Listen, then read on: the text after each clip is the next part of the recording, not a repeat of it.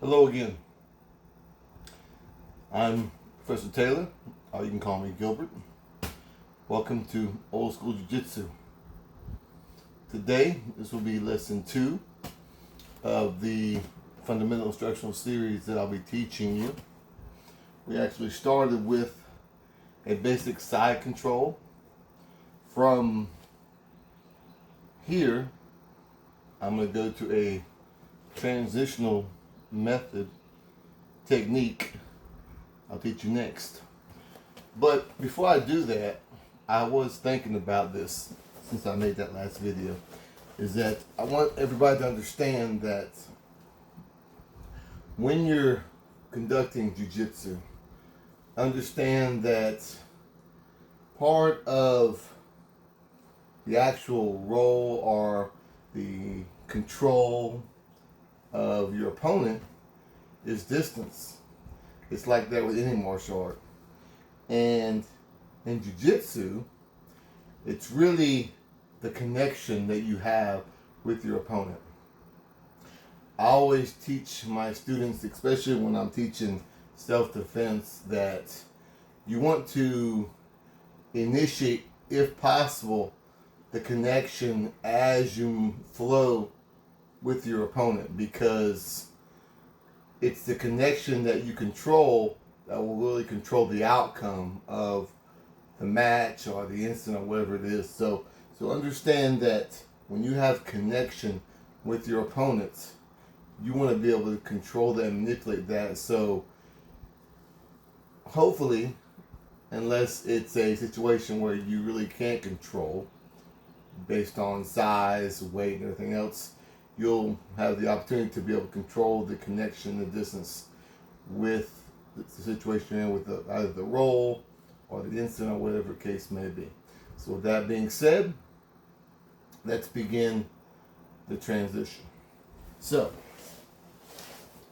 last week, I taught you side control. That's knee underneath the armpit, other knee in the hip. Your butt or the backside down towards the floor, chest on chest with that connection. Over the top of the shoulder, next to the neck, underneath the armpit. You want a gable grip. I did say you could S grip, but preferably gable grip with no thumbs. And that basically means that when you grip like so versus like so. Say your thumbs are intertwined. You don't want to do that because a lot of times you can damage your thumbs during a roll where a partner or an opponent they know how to manipulate your fingers. So here, a little better. So with that being said, you're here. Now from here, what you're going to do is you're going to use your upper hand to stay connected to your opponent underneath their head, and this hand here you're going to use it against the hip. As you're connecting with their hip in your palm of your hand, you want to press down and you want to push or lift your lower leg, the one connected to the hip, up onto your opponent here. It slides across. Some people like angle it. Some people like bring it straight across the hip. I would prefer kind of a modified version. Slight angle across the hip with your foot behind you and it's lowered down. Your foot, the ball, is on the ground with your toes bent back, like so. This hand can remain on the hip. This leg, you want to have it out at a 45. You don't want to bring it too far in like so, because if you're trying to control your opponents, that'd be an easy way for them to get underneath your leg and sweep you or take you down. Maybe do like a waivers roll or whatever. We'll talk about that later. But out here at a 45, you want to sit up. Don't lean too forward. Don't lean too back. This hand can be rested here or on your opponent here. So That will be the next transition from side control.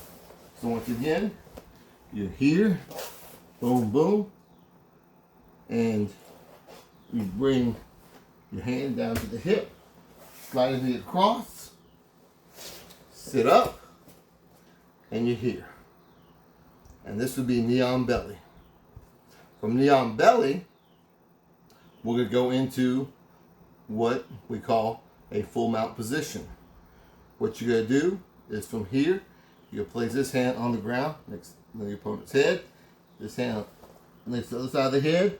Slide this knee that's on the belly now across and down.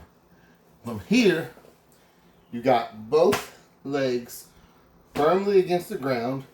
Your inside hips are kind of pressing inward on your opponent.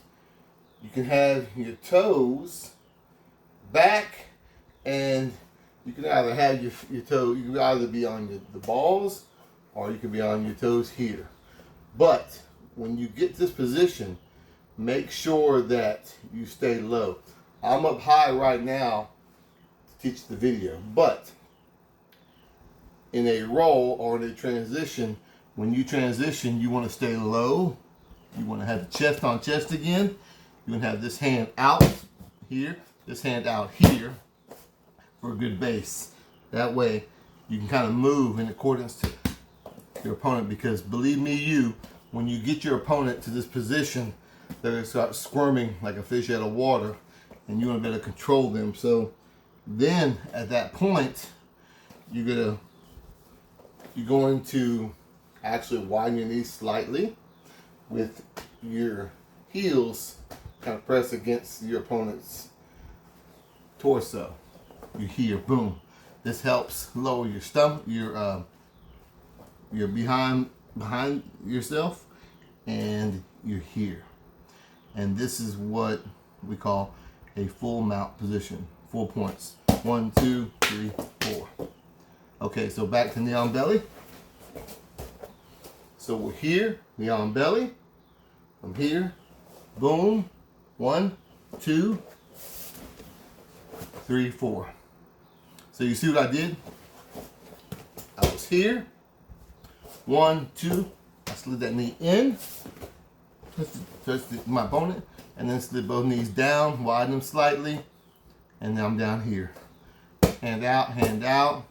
Stabilizing myself. My heels are back. I can be on my toes, or I can be with your toes curled back. Either way is good. And that is your 2 transitions for today. Now, just to give you an idea, when I'm teaching, I try to show a flow roll type instant where you can transition, and it makes more sense if you can transition one move to the next move to the next move. It's like a chain. I try to chain my techniques because to me that's more natural, that's more real. I try to make it as if what would happen. So understand that these are transitions, these are chains that I'm connecting, and as we move along, you'll see how you can connect these movements, not only in how I teach you, but once you learn them, you'll be able to chain them in other ways as well. So with that being said, hope you enjoyed today's lesson. If you like this video, gently hit a like and subscribe. Old School Jiu-Jitsu. Appreciate you. And we'll see you next time.